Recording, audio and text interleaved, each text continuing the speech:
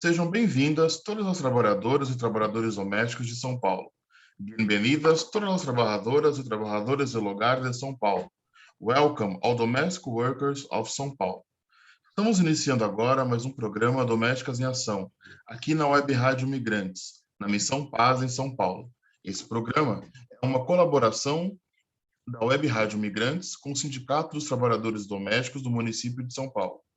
O programa Domésticas em Ação com o objetivo de conscientizar e informar todas as trabalhadoras e trabalhadores domésticos da cidade de São Paulo, brasileiros e estrangeiros, sobre seus direitos trabalhistas, sobre os novos direitos conquistados na convenção coletiva da categoria e sobre o sindicato, e os eventos que este realiza a favor das trabalhadoras domésticas.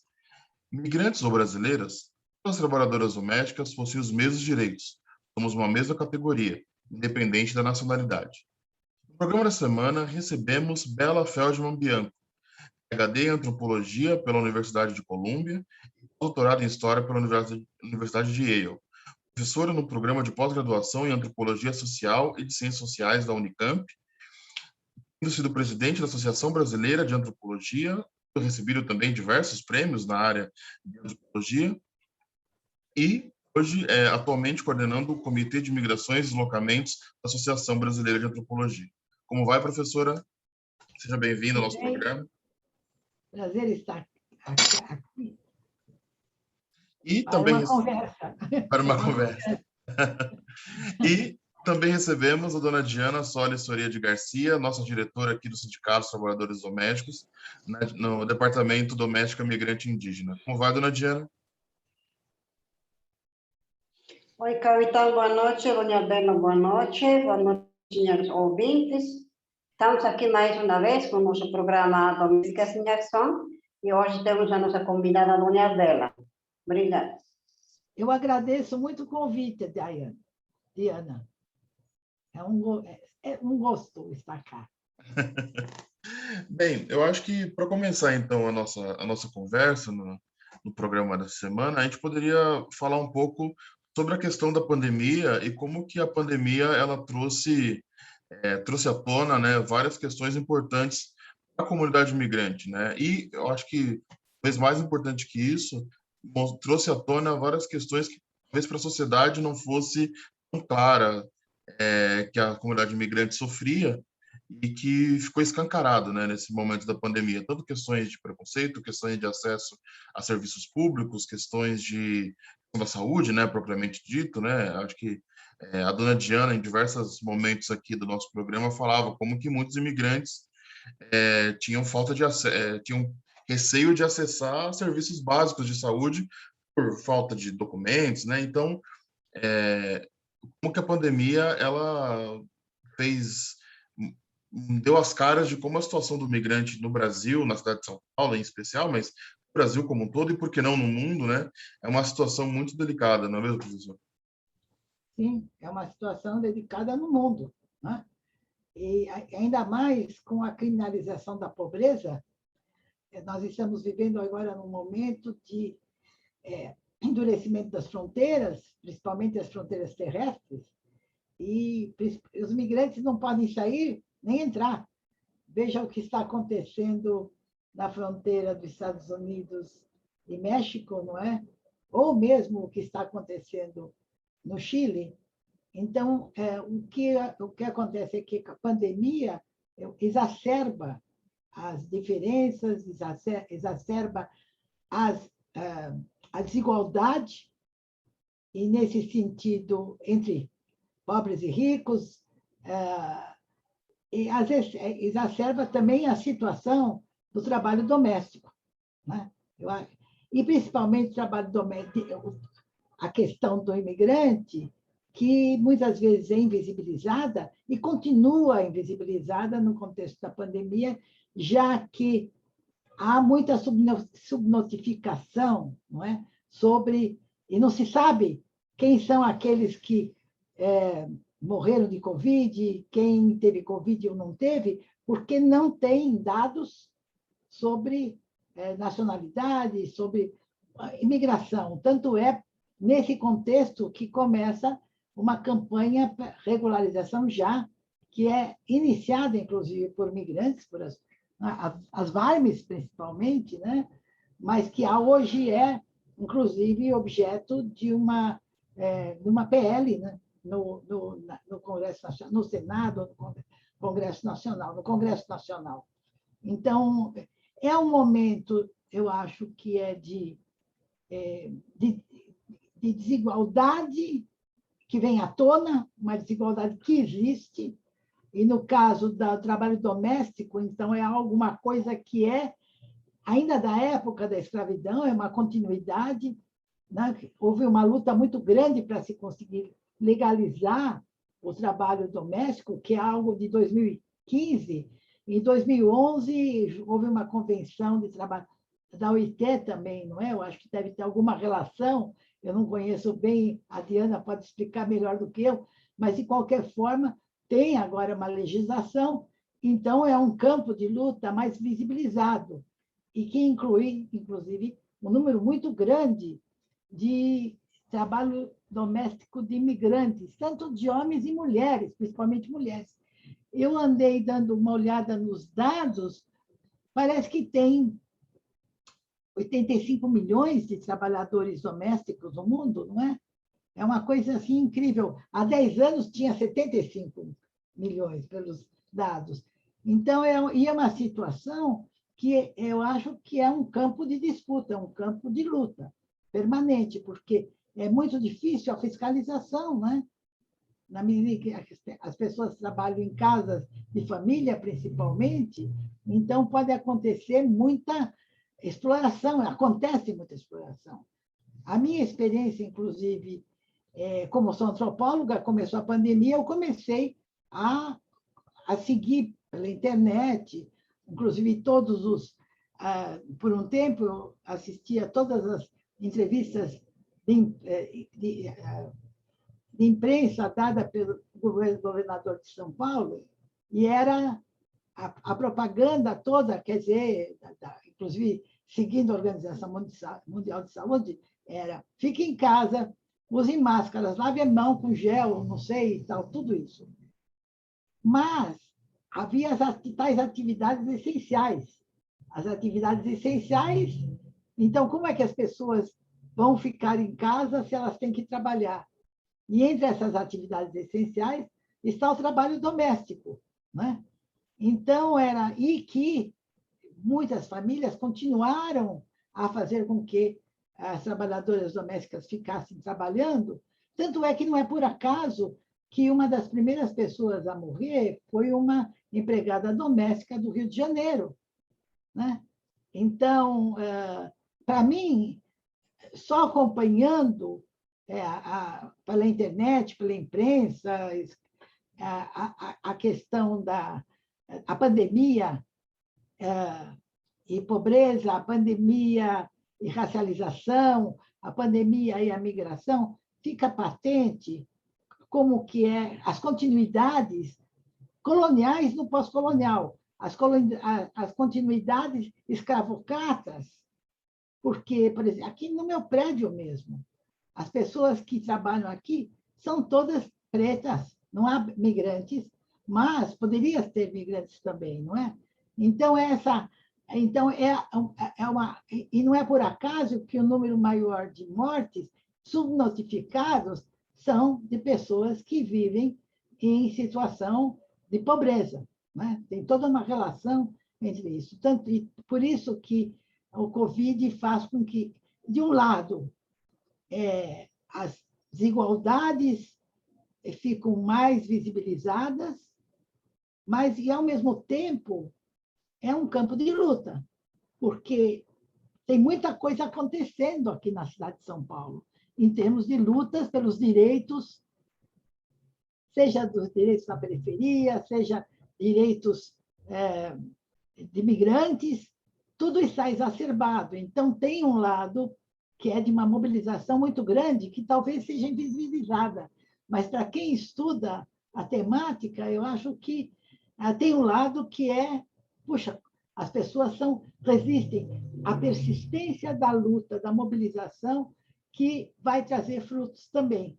Apesar dessa situação tão difícil, o número tão grande de mortes, nesse desgoverno, não é? Que tem muita culpa pelo número de mortes, a CPI está mostrando isso, né? Então, eu acho que do Senado, então, eu acho que é um momento muito difícil, mas também é um momento de luta que traz efeitos, que está trazendo efeitos. Por exemplo, hoje eu li que agora é proibido o despejo. Foi uma notícia de hoje. Isso é uma grande notícia, né? Mas, por outro lado, continua, quer dizer, então isso é resultado de lutas, eu acho, né? Tudo é resultado de lutas. E a outra coisa também que, de um lado, é bonito, mas que mostra como é difícil o acesso, é que as pessoas, na periferia, as pessoas usam nós com nós. A luta, tanto é que, por exemplo, se a gente pensa em Paraisópolis, se pensamos em Heliópolis, o que é? Os próprios moradores é que estão se organizando, as lideranças, para terem os serviços. É a mesma coisa com os migrantes. Os migrantes é que estão na linha de frente na luta pelos direitos de imigrante. Então, nesse sentido, eu acho que também é muito difícil, mas se fortalece. Mas não sei se eu estou pulando de assunto em assunto, mas vocês podem me parar e perguntar. Mas também eu acho que tem uma outra coisa que é muito difícil na questão do trabalho doméstico, que não só é um trabalho que pode ser análogo à escravidão, em muitos casos tanto as pessoas que continuam a trabalhar, que trabalham, inclusive, em casa de família, onde há Covid. E é muito interessante também que, quando saiu a notícia da primeira morte, que era uma empregada doméstica do Rio de Janeiro, depois também saiu uma notícia de uma babá que tinha morrido em São Paulo, logo no começo. Mas essa notícia sumiu, né? Eu acho, sumiu. Né? Mas, de qualquer forma, tem... os dados confirmam que as pessoas mais pobres, em situação de trabalho que é essencial, que estão mais expostas ao vírus. Né? Continua nesse sentido. Né? Mas, além do mais, o que acontece na questão do trabalho doméstico, e a Diana sabe muito mais do que eu, mas como existe ainda o trânsito de o tráfico de seres humanos, que é também o tráfico de empregadas domésticas que ficam trabalhando como escravas. Eu lembro muito, além de ser coordenadora do Comitê Migrações e Deslocamentos, eu represento a Sociedade Brasileira para o Progresso no CNIG, no Conselho Nacional de Imigração. Isso, eu acho que desde 2015, mais ou menos. E nós tivemos, inclusive, um grupo de trabalho por causa das Filipinas. Isso há muito tempo, eu acho que foi ainda 2015, 16 ou 17, eu não sei, que se descobriu que, inclusive por causa do Ministério Público do Trabalho, de uma colega do Paraná, que é do Ministério Público do Trabalho, nós fizemos toda uma investigação sobre a questão do tráfico de Filipinas para trabalhar nas casas de famílias ricas, porque elas falam inglês, e elas estavam realmente numa situação de escravidão, né? Análoga à escravidão. E hoje eu fui dando uma olhada no Google, e é incrível como continuou, quer dizer, tem toda uma rede de aliciadoras dessas finlandesas não, filipinas, mas, ao mesmo tempo, também, eu conheci gente da comunidade andina que teve experiências de trabalho doméstico análogo à escravidão, há muitos casos, que são invisibilizados. Né? Daí a importância do sindicato, porque é onde se dá a luta, porque é uma questão invisibilizada também, falando em invisibilidades, né? Imigrante invisibilizado e tem toda uma situação mais difícil para ter acesso a saúde, né? Eu assisti outro dia nós tivemos uma plenária sobre saúde, organizada pelo CIDIC, vários grupos sem fronteiras, que eu participei, inclusive, da organização, e então eu assisti a uma sessão de mulheres congolesas que estavam falando que quando elas iam, por exemplo, tomar vacina ou ao SUS, sempre elas queriam ficar na fila entre brancos, porque elas achavam que o racismo era tão grande que elas não receberiam a vacina, não receberiam a saúde, o tratamento. Então, mesmo que o SUS, apesar de tão desfalcado, ainda nós temos ainda o serviço público de saúde, que está sendo desmontado, mas é o que está salvando vidas. Mas mesmo no SUS há preconceitos, há muito racismo, né? Então, essa é a situação, não só brasileira, mas também de outros países do mundo, né? A gente pensa nos Estados Unidos, que é de feroz, África do Sul, no passado e hoje ainda continua, né? Então, é uma luta eterna, quer dizer, é uma luta de quantos anos? Que é lutar contra o racismo e lutar contra a desigualdade. Eu achei interessante na fala da professora essa questão, quando essa questão da atividade essencial, porque foi uma luta, inclusive, da própria Federação Nacional das Trabalhadoras Domésticas, porque foi uma briga da federação com alguns estados. Acho que o Pará e alguns outros estados colocaram, né, que no começo da pandemia, voltaram algumas regras de ação e colocaram a trabalhadora doméstica como uma atividade essencial. Alguns estados, como São Paulo, por exemplo, não fizeram isso, mas outros estados colocavam, daí foi uma briga, uma ação intensa, quer dizer. E eu acho que isso reflete bastante isso que a professora falou do colonial presente nos dias de hoje, né? Como que, para muitas pessoas, é essencial ter uma trabalhadora doméstica no meio da maior pandemia dos últimos 100 anos para limpar a sua casa, para lavar sua louça, né? Obviamente, né, a própria federação entende que, por exemplo, trabalhadoras domésticas na função de cuidadoras de idosos, por exemplo, realmente são atividades essenciais que precisa do cuidador, tal, mas no meio ali da pandemia, realmente não é essencial a trabalhadora se deslocar da periferia da cidade, pegar transporte público, ir para os bairros mais ricos para limpar a casa, porque isso é uma atividade essencial. E foi de acordo com muitos, né? E foi uma briga intensa da federação, e é exatamente isso, né? Como que lidar em 2021 com essas ideias coloniais tão enraizadas na nossa elite, na nossa população. Escravocratas mesmo, escravocratas, né? Porque realmente o trabalho doméstico é majoritariamente racializado, né? É racializado. E não é por acaso que são as pessoas do norte, do sul global, que vão trabalhar no que se chama agora a indústria dos cuidados, né? Um nome bonito, né? A indústria dos cuidados. Mas quem é que... Cuidado para quem? É muito indo para o norte, o norte global. Ou mesmo quando elas migram para o sul, essa migração sul-sul, mas é para servir as famílias ricas.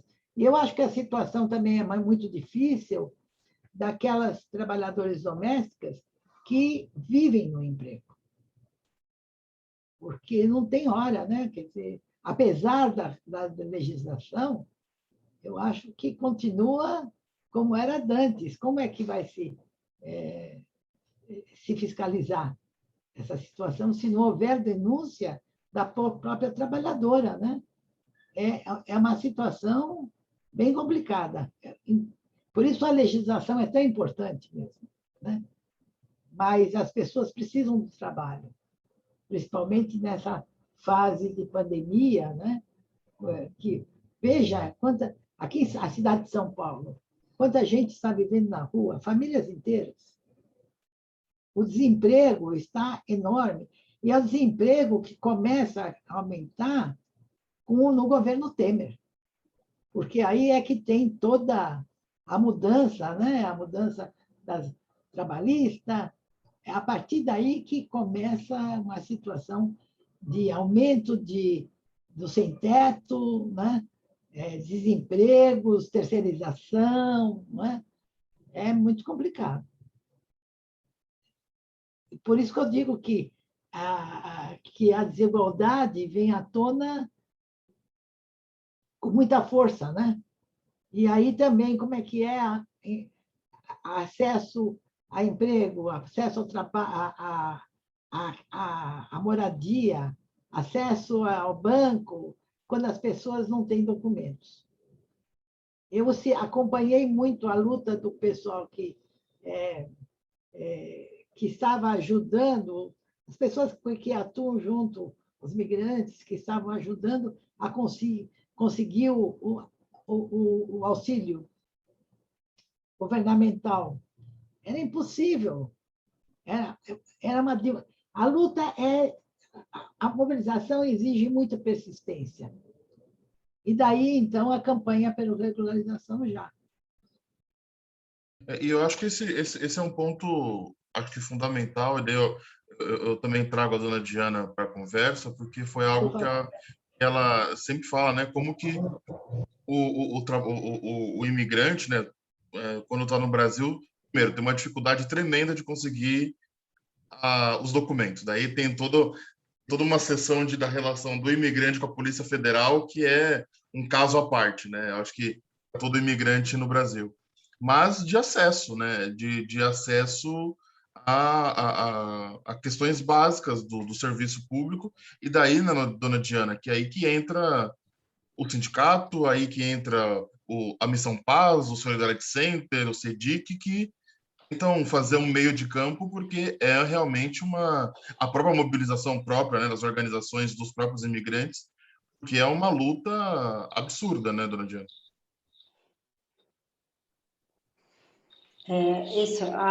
Para mim, a pandemia, ela só veio a agravar mais o que já estava ruim no país, em São Paulo. Já se tinha essas dificuldades de acesso à saúde, de acesso às escolas dos migrantes, de ir a um hospital, por falta de documentos. E com a pandemia, a coisa piorou mais ainda. Então, foi um tapa na cara dos imigrantes. E hoje em dia ainda se usa essa desculpa da pandemia. Só que eu acho que agora já estão usando isso como desculpa. A pandemia, claro, ainda não acabou. Estamos ainda em estado de pandemia mundial. A pandemia não acabou. Só que algumas pessoas não aceitam isso. Pensam que porque já está abrindo alguns negócios, alguns trabalhos, o povo está começando a fluir nas ruas, que tudo está voltando ao normal. Não está voltando ao normal nada. Porque ainda tem essa dificuldade dos imigrantes de ser tratados como escravos. Ainda mais, como a dona Bela falou, os que dormem no serviço são os que mais são prejudicados, porque não tem hora para dormir, não tem hora para acordar, não tem horário do almoço, e por aí vai. E não são os imigrantes que vêm de fora do país, também temos os imigrantes internos, que vêm do norte, do meio da roça, e não conhecem a cidade grande, ou não têm onde vão morar, então se sentem obrigados a morar no serviço. E para as patroas isso aí é muito bom para elas, porque elas vão ter uma funcionária que faz tudo 24 horas por dia. E eles não sabem seus direitos. Então, essa é uma situação muito difícil que se enfrenta em São Paulo, eu acho que também no Brasil inteiro, né? E com esse negócio da pandemia, que as empregadas têm que ir a trabalhar, que são essenciais, isso é um absurdo que uma patroa fale isso. Porque se ela está, não foi dispensada do trabalho para trabalhar em casa, a patroa, eu acho que ela poderia, sim, dar uma olhadinha no pai, no filho, cuidar da criança enquanto sua doméstica está em sua casa cuidando da sua família, evitando de levar a Covid para uma e daqui para lá, como falam, que a doméstica é portadora da Covid. A doméstica não é portadora da Covid. Essa notícia saiu não sei onde que eu vi. É um absurdo. É absurdo. Se foi a patroa aquela vez, se foi a patroa aquela vez que contaminou a doméstica e aquele infelizmente morreu, uma pena, como que a funcionária transportou a Covid? Isso não entra, isso não cabe na cabeça. Isso é coisa de gente que não sabe o que mais vai falar. Ficam usando desculpas aqui, desculpas allá, tudo para a patroa ficar na boa. E a doméstica é a que sempre fica se lascando, acabando sempre por baixo, não reconhecem os direitos delas, acham porque a doméstica não pode reclamar. Eu falo, não, a doméstica tem que falar, tem que reclamar. Ela não é um faz de tudo, ela não é um robô. Nosso sindicato tem nossa convenção coletiva que especifica cada função que a doméstica tem que fazer. Se você é doméstica, você é cozinheira, você é cozinheira. Agora, se a patroa quer que você faça outra coisa, tudo bem, você quer fazer, você vai fazer, mas você vai falar, não, a senhora tem que me aumentar. E não aceitar. Não podem aceitar, porque se elas não falam, aí que elas vão aproveitar, aproveitam, e não tem hora para elas sair. Eles têm família na casa deles, eles têm crianças pequenas, que precisam da atenção da mãe, do pai, às vezes o pai também é trabalhador doméstico, então as crianças ficam abandonadas. Ou acontece alguma coisa com a criança, enquanto os pais estão no trabalho, quem vai socorrer eles para levar os filhos? Eles ficam abandonados. E quando vão ao SUS, ainda mais imigrantes, se não tiver documento, ou se não tiver uma pessoa preparada para entender o idioma da imigrante que está falando outro idioma, também é um problema. Já falei muitas vezes. Às vezes vai no posto de saúde e a funcionária não entende o idioma da pessoa. Vai deixar ela morrer na frente dela? Não pode, tem que ter um auxílio, alguma pessoa que possa socorrer naquele instante, que dê um suporte para ela. Elas não têm suporte também, eu sei, as funcionárias não têm culpa. O governo tem que pensar nisso, colocar nos hospitais, nas escolas, nos postos, pessoas que possam dar um suporte às funcionárias para poder atender a população. Temos uma população enorme em São Paulo, de várias nacionalidades, de vários idiomas. É um país bilíngue, de muitas línguas. Então, eu acho que os governos não estão preparados para governar desse jeito. Para mim, eu acho que nas escolas, nas faculdades, aqueles profissionais que estão se formando, deveriam levar um pouquinho de idioma. Quando eles vão se formar, para quando eles forem atender um paciente em um hospital, em qualquer lugar, eles tenham um pouco de conhecimento para poder atender essas pessoas. Ali em Bolívia, agora, esses últimos anos, da escola já estão levando os idiomas nativos do nosso país. Antes não existia isso. Agora, essas línguas, que são o Aymara, o Quichua, o Guarani, fora do espanhol, castelhano que chamam, eles têm curso de inglês, têm curso de francês, isso já faz parte do calendário escolar. Agora, aqui não, para estudar inglês você tem que pagar. Para estudar outra coisa você tem que pagar. Isso tem que... Agora, uma outra questão que se coloca, eu acho... Estão me escutando?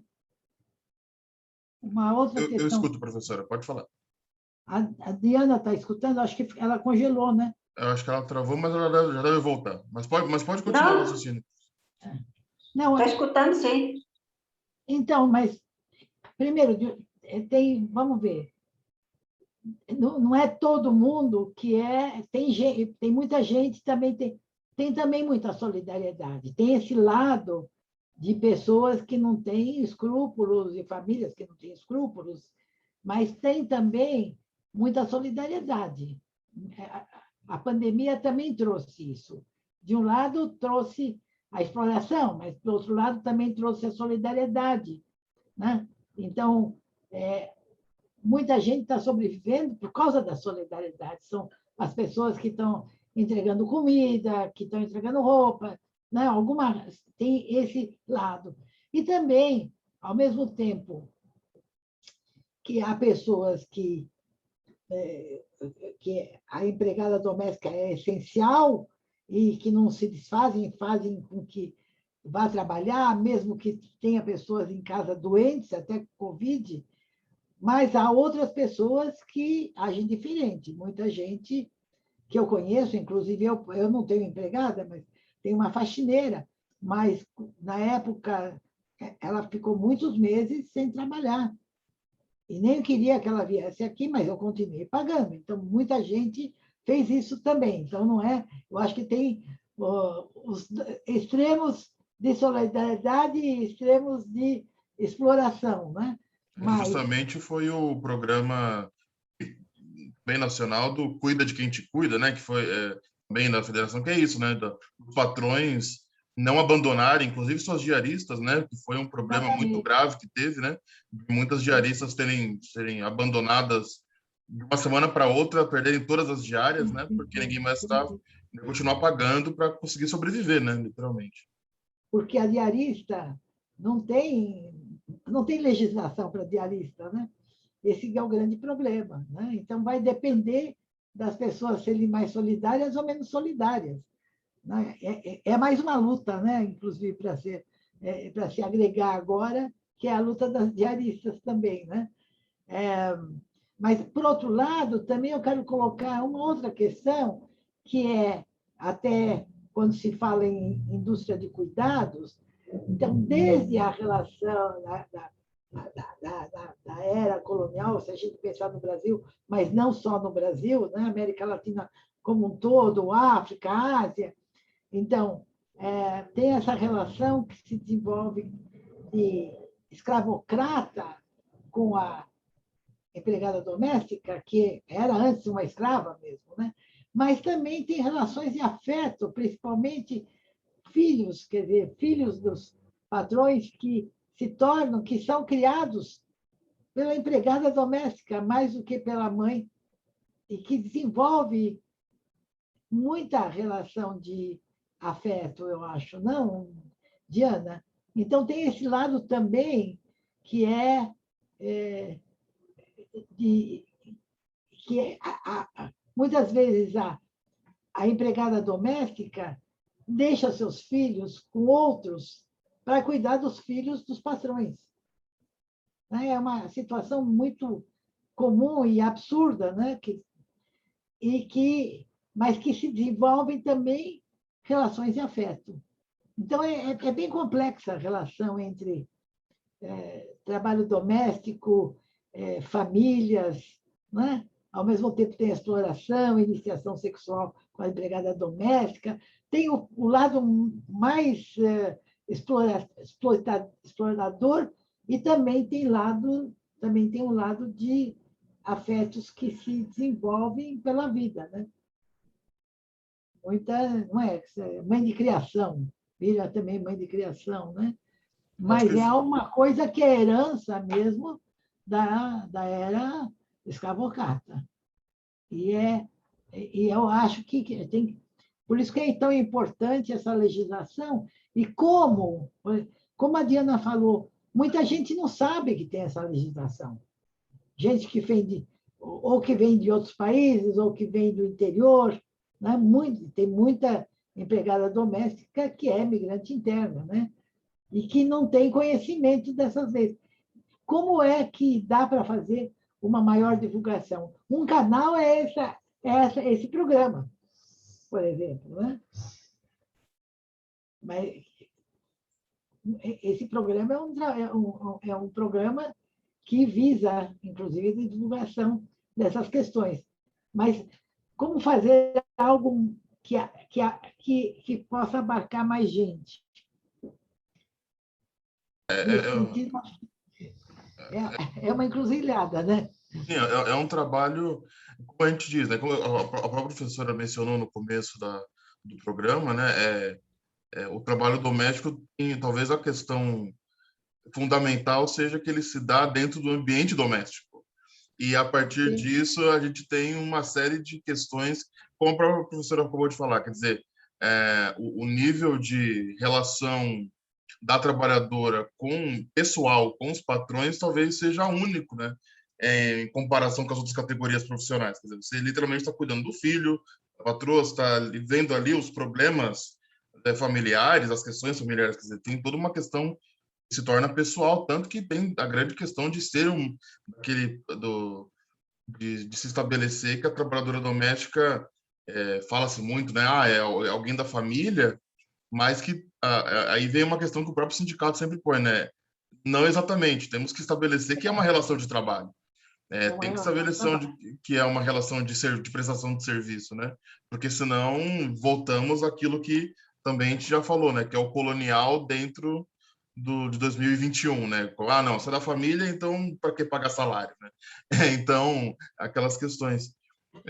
Mas é isso, acho que e esse é um ponto também da divulgação, o ambiente doméstico, isso é um problema uma questão que os sindicatos do Brasil todo sempre enfrentam, que as trabalhadoras domésticas, de certa forma, estão atomizadas, né? Quer dizer, cada uma em uma residência espalhadas pela cidade, não é o chão de fábrica, né? Que numa fábrica só você consegue lidar com 400, 500 funcionários e ali já falar com todo mundo, né?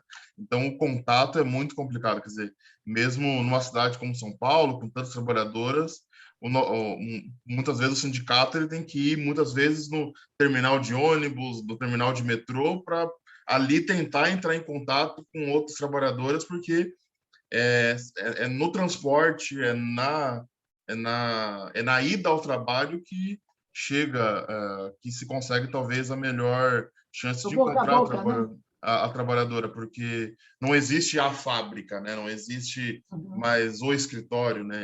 É uma questão bem específica, eu acho que de certa forma, do trabalho doméstico, né? Exatamente, é o boca a boca, né? Mais do que qualquer coisa, porque é muito personalizado e, de fato, é da família, mas não é da família. Né? Da família é a pessoa explorada, né? Não é a Cinderela, né? De qualquer é muito complicado. Mas também, e a outra coisa também que é interessante em termos do meu trabalho na área de imigração, e mesmo pensando não só no Brasil, mas eu fiz pesquisa nos Estados Unidos e em cidades dos Estados Unidos, sempre cidade, né? A gente, onde mora hoje o migrante é na cidade, a maior parte na cidade. Cidades menores, eu fiz pesquisa em Lisboa, numa cidade pequena dos Estados Unidos também. São Paulo é a cidade maior, né?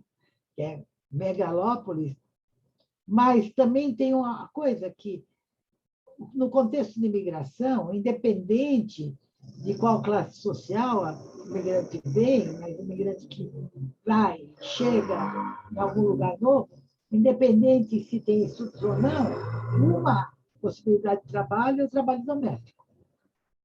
Então, independente de classe social, principalmente quando não tem os documentos, mas mesmo quando tem documentos, então, muita gente do Brasil, que pode ter até nível universitário, ou da Argentina, vai para os Estados Unidos e acaba a forma de entrar no mercado de trabalho é através do trabalho doméstico. E daí, de fato, muitas vezes diarista, também não diarista. Né?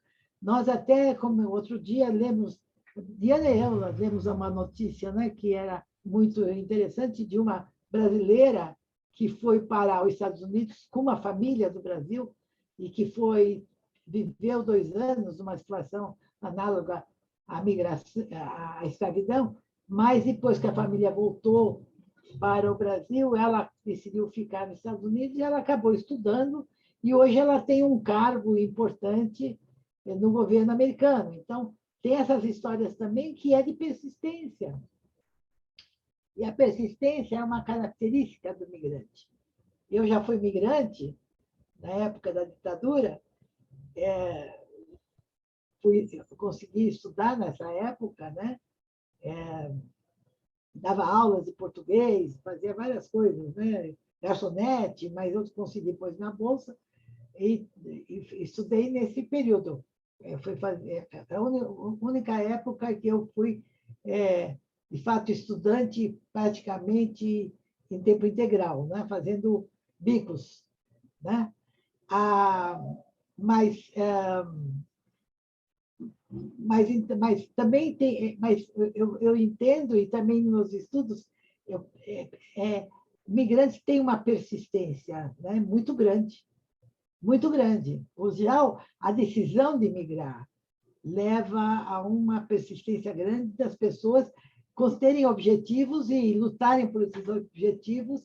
Então, o fato não é um fato único, o caso dessa brasileira que hoje tem um posto, mas tem muitas trajetórias que as pessoas, por exemplo, no meu estudo nos Estados Unidos, uma cidade, a cidade do Moby Dick, né? Então, as pessoas chegavam para trabalhar na fábrica. Em geral, vinham grande parte, eram cidades predominantemente de população portuguesa, na costa leste de Massachusetts, e que os portugueses e cabo-verdianos iam para lá desde a época da baleeira, desde a época, era baleeira, né? Eu fiz pesquisa na capital baleeira, né? Mas, então, a opção era uma migração em cadeia.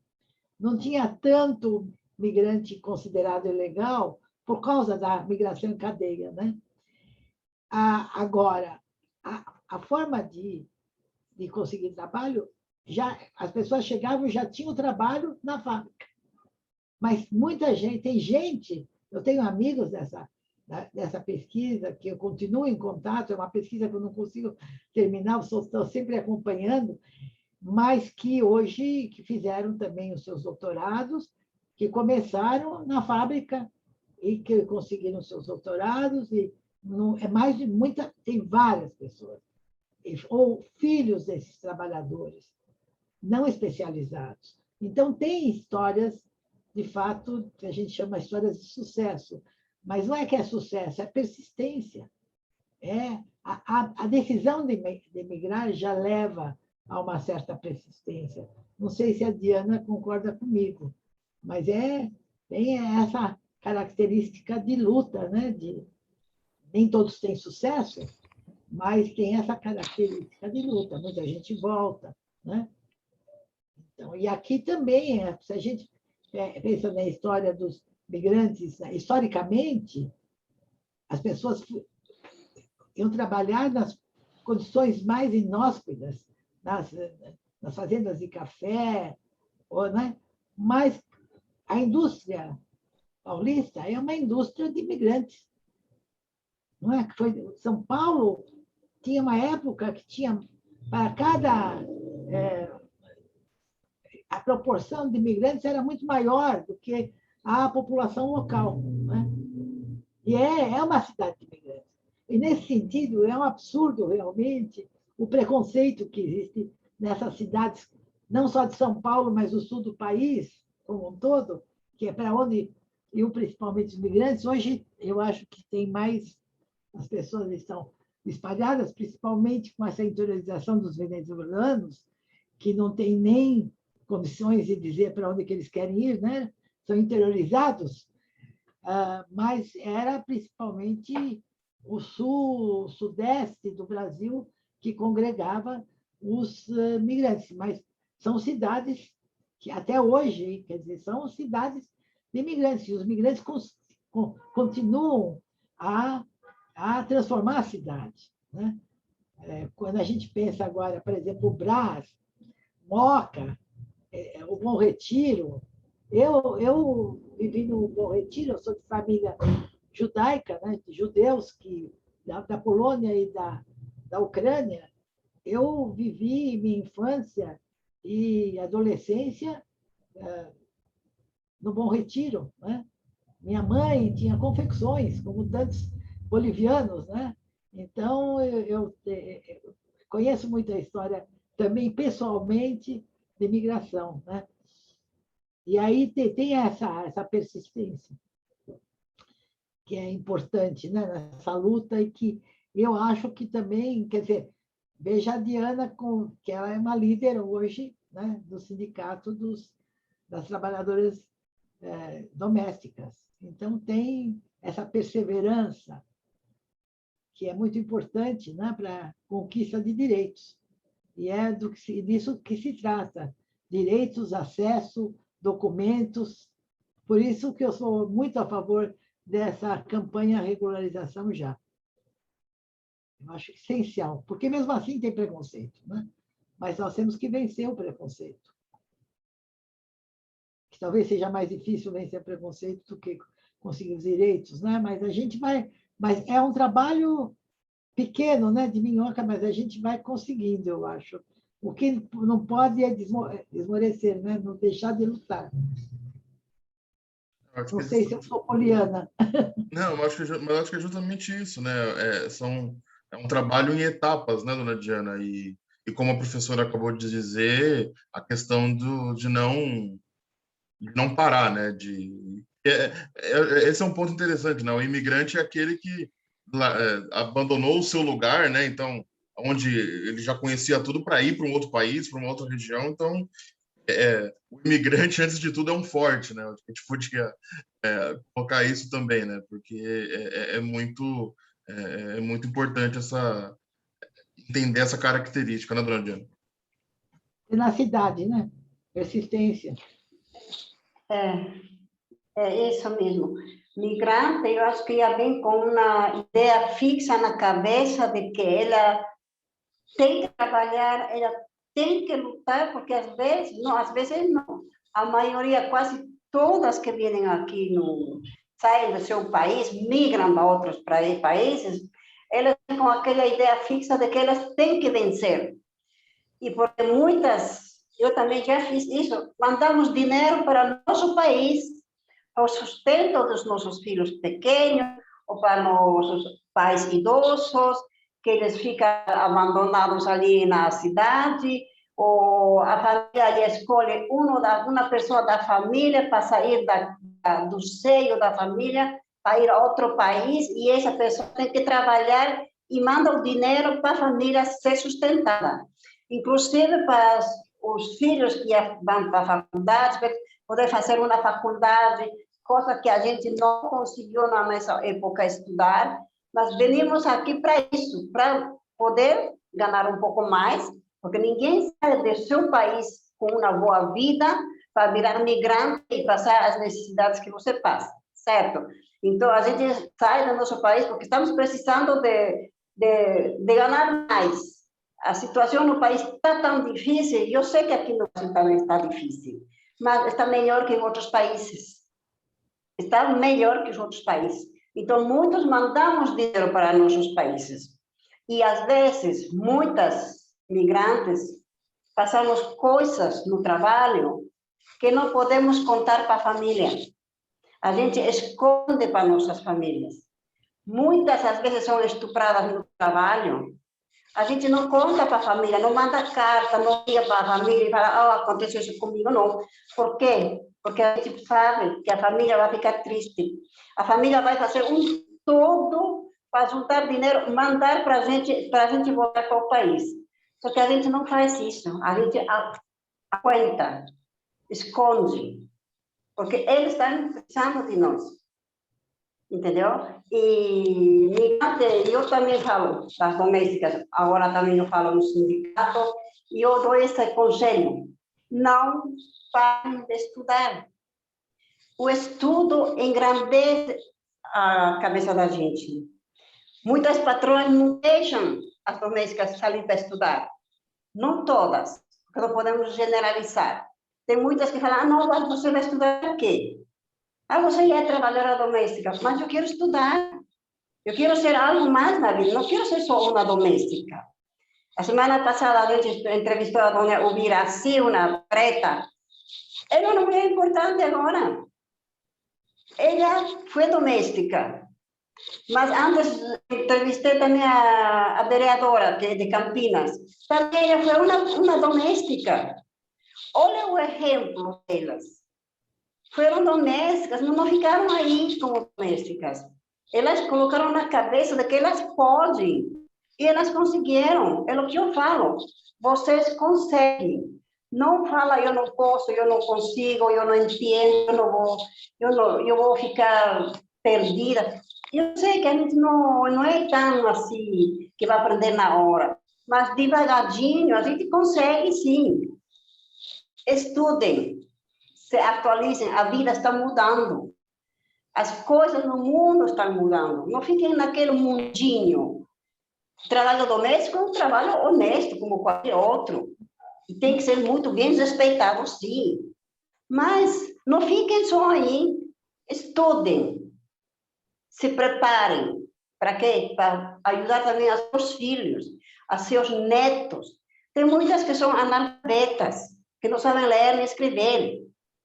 E as patroas ensinam a elas, não vai sair, não pode sair. Claro que pode sair. Tem que ter um tempinho para estudar. Ela tem que pensar nela. Ela tem que se amar primeiro ela e mostrar para os outros que ela pode, sim. E eu estou aqui, não sei como. Eu não sei como eu cheguei aqui, no sindicato. E eu falo, como que eu cheguei no sindicato? Tenho 60 anos. Já estou aqui, sou a primeira migrante sindicalizada do Brasil.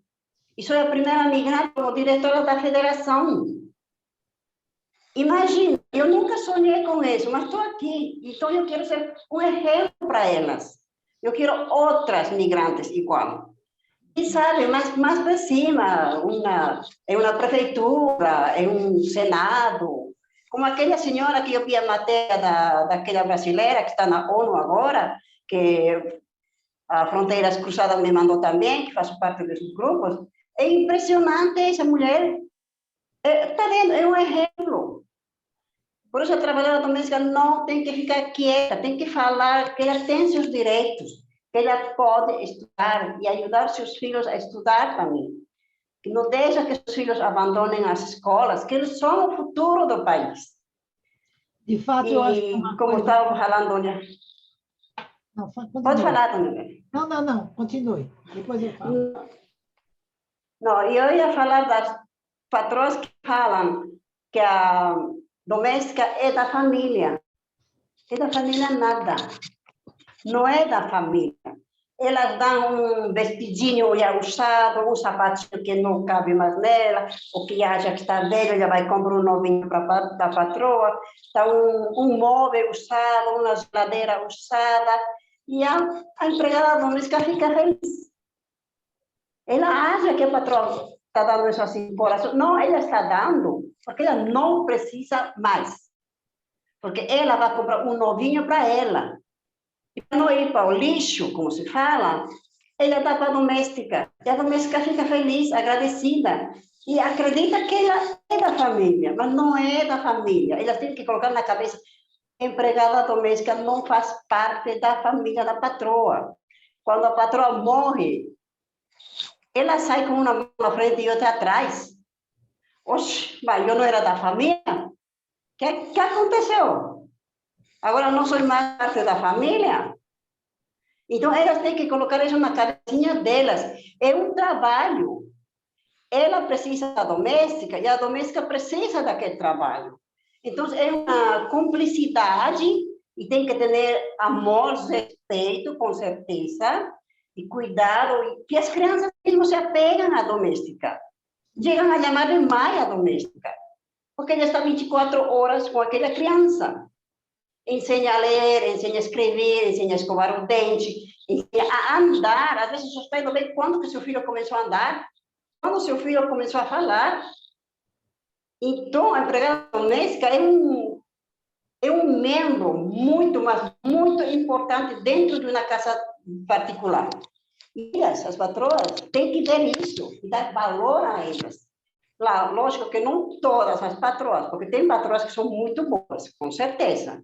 E nosso sindicato defende isso. Quando a patroa é boa, o sindicato fala. Agora, a trabalhadora doméstica fez uma coisa errada e ela sabe que está errada, a gente cai em cima da doméstica também e fala para ela, não, você está errada. Sua patroa está falando isso, você confirma, então você está errada. Porque tem que ter essa média, entendeu? Não pode defender só a doméstica, porque doméstica e a patroa que se lasque. Não. Tem que ter essa, como se pode falar, tem que ser imparcial com as partes. Para todo mundo ficar bem, trabalhar bem em harmonia, com carinho, com cuidado. Porque esse é trabalhadora doméstica. Elas têm que se dar valor e mostrar para a patroa que ela tem valor, assim como a patroa também tem valor. Tá bom? Obrigada. Não, o que eu queria falar também, o que você, Diana, comentou, o fato dessas remessas, a importância, o trabalho doméstico, mas também para conseguir a migração até para conseguir com que os filhos estudem, né? Então, tem muitos casos, mesmo de migração interna, de empregadas domésticas que conseguiram realmente que os filhos fossem à universidade.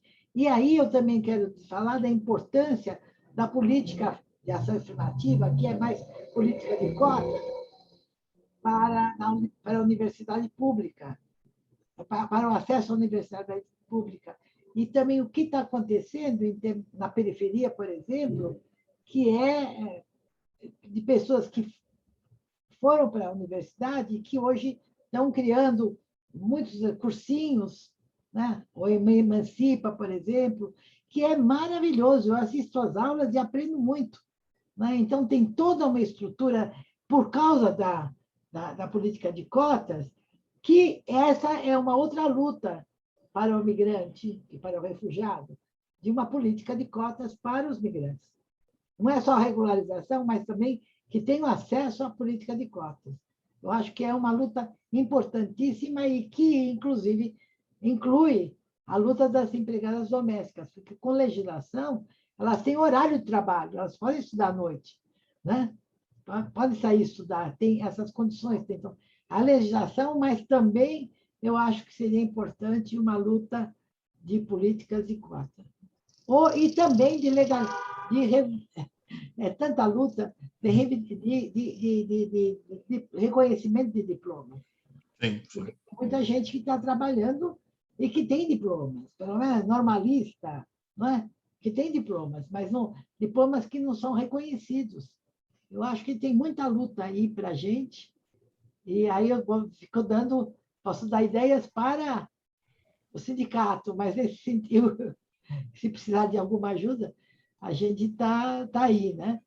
Mas eu acho que tem várias lutas, sim, e uma luta leva a outra, né? Desencadeia outras lutas. Tanto é que no contexto do Comitê Migrações e Deslocamentos, a gente está pensando como é que a gente pode fazer propostas nesse sentido. Sim. Infelizmente, Sim. infelizmente, a gente está se encaminhando agora para o final do programa, nosso tempo já está se acabando. Eu gostaria de aproveitar e agradecer imensamente a presença da professora. É uma honra receber a professora Bela Feldman aqui no programa. Muito obrigado mesmo, professora, pelas suas palavras. Muito, muito interessante, muito bom. E, como sempre, passar rapidamente para uma mensagem final para a professora e para a dona Diana, um minutinho, assim, só para uma mensagem final para os nossos ouvintes antes de finalizar. Então, professora, novamente, obrigado e uma mensagem final, por favor. Eu que agradeço por essa conversa e eu acho que é momento de luta. É momento de luta, tanto pessoal, quer dizer, e seguirem a legislação, existe uma legislação, isso é uma conquista, e não esmorecer, né? Eu acho que o coletivo, a persistência, mas é uma luta coletiva, porque sozinhos não se faz nada. E é uma luta muito importante, porque é uma luta pela dignidade, é uma luta pelos direitos humanos, né? Direitos fundamentais. Então, não tem diferença de migrante e não migrante. Né? São pessoas, somos seres humanos com direitos. É isso, é essa a minha mensagem. Luta, não dá para fazer nada sem luta. Obrigado, professora. Dona Diana, uma mensagem final? Bom, muito obrigada, dona Bela. Foi um prazer receber a senhora, né? Com suas mensagens, com suas palavras, coisas muito interessantes que a senhora falou, né? E Caetano também, muito obrigado mais uma vez, a nossos ouvintes, muito obrigada. E estamos aí no sindicato, na Rua Margarida 298, na Barra Funda, né? Dona Bela, a senhora quiser nos visitar qualquer dia, qualquer hora, pode aparecer, tá? De segunda a sexta-feira, de 8 a meio-dia, das 13 horas às 17. Então, para quem quiser nos visitar no sindicato, estamos aí, fiquem à vontade. E para as trabalhadoras domésticas, falar para elas de novo. Exijam seus direitos, não deixem que ninguém apague seus direitos e vamos também estudar, né? Estudar bastante, que isso nos engrandece muito, muito, muito. Obrigada, boa noite. Muito obrigado, dona Diana, professora, e aos nossos ouvintes. Muito obrigado por nos acompanhar nesse programa e aguardamos vocês na semana que vem. Muito obrigado e até mais. Tchau, tchau.